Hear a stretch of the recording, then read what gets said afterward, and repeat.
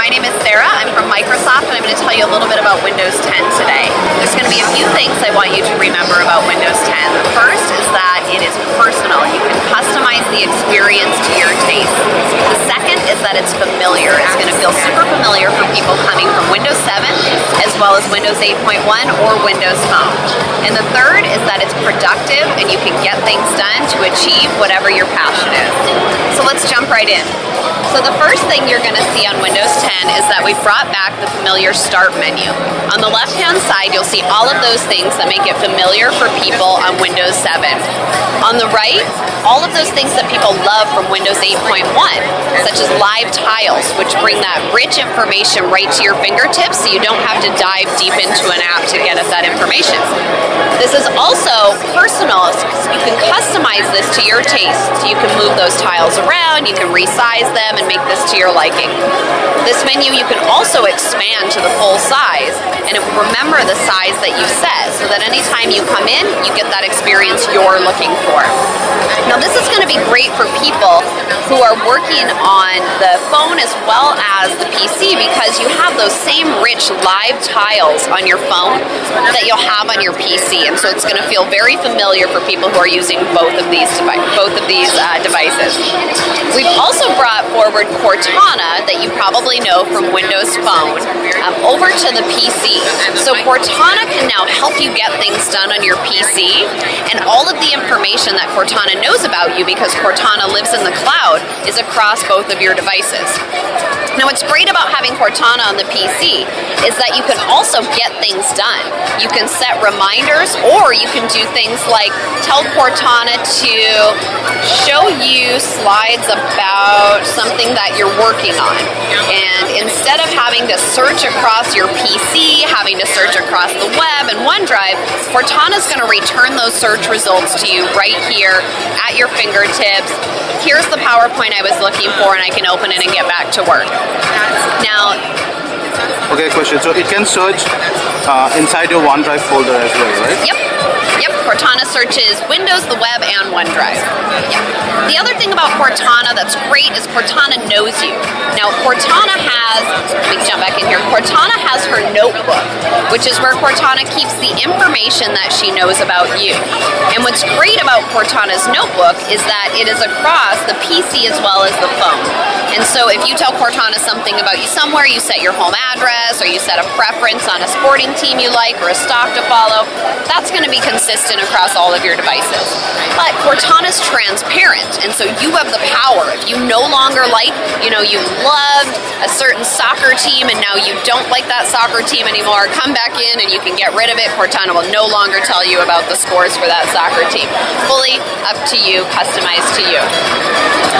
Now, when I opened up this PowerPoint document, one thing you probably noticed that is going to feel very familiar for people who are running Windows 7 is that apps now run in a window. So this is going to feel really familiar, but we've also added some cool features to apps that will help people get things done. So when I snap this window, you'll notice we've got a new feature here called Snap Assist. When I snap one window, it actually suggests to me another window that I can snap right afterwards, and it'll fill the entire workspace. Now this is super useful because it helps people get things done, it helps you organize your tasks, you can, get all of these things done. But we've also added the handy Task View button. And the Task View button lets people see all of the applications that they have running, as well as create more workspaces that they can organize all of the applications that they have running. So they can jump between all of these workspaces with handy keyboard shortcuts, or on a touchscreen device, you can swipe in and simply move over to another. Now what's great about the Surface is that it's a 2-in-1 device, and so you've seen me working on it with a mouse and keyboard, but the Surface is also a fantastic tablet. All you have to do is pop the screen off, and when you're ready to go to a meeting, click that you want to enter tablet mode, and you'll see that all applications now run in full screen mode, and it's optimized for a touch input experience. So I can swipe from either side, I can even move apps around, I can snap things just like I could when I was in mouse and keyboard mode. Now, when I get back to my desk, I want to go back to the full power of a PC. I simply snap it back onto the base, exit tablet mode, and you'll see everything goes back, it behaves like a PC now. Now the last feature that we've brought forward that's a fantastic addition to PC that you know from Windows Phone is the Action Center. And this is where I can get a unified list of all of my notifications, as well as I can get a unified list of my notifications as well as get at some quick action settings here. And this is again going to be consistent across your phone as well as your PC. So you'll see your notifications and those quick actions are going to feel really familiar for people using both of these devices. Now the last bit about Windows 10 that's really exciting is around universal applications. Developers can take advantage of our new universal applications by writing an app once that works all the way from the phone all the way up to the Surface Hub. And so here you'll see our Photos app, which is a great example of this, where we've created the app, it works on the phone, it works on the PC. You'll see I've got the menu here. I have the exact same menu on the app on my desktop.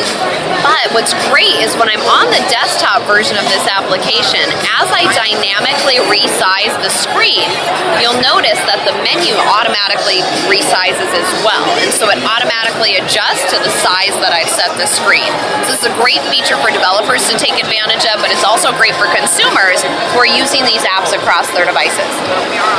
Now these are just a few of the features we've launched since September on Windows 10. You can go to insider.windows.com to join the Insiders program, and you can get access to all of these cool features that I've shown you today and get your fingerprints all over Windows and help us build the next version. Thanks guys, have a great day. Can you tell me the pricing model here? The first tier is free, no? Free upgrades, and that's the only thing we've announced so far. Okay. Yeah. Thank you. Yeah, no problem. Thanks guys. Super.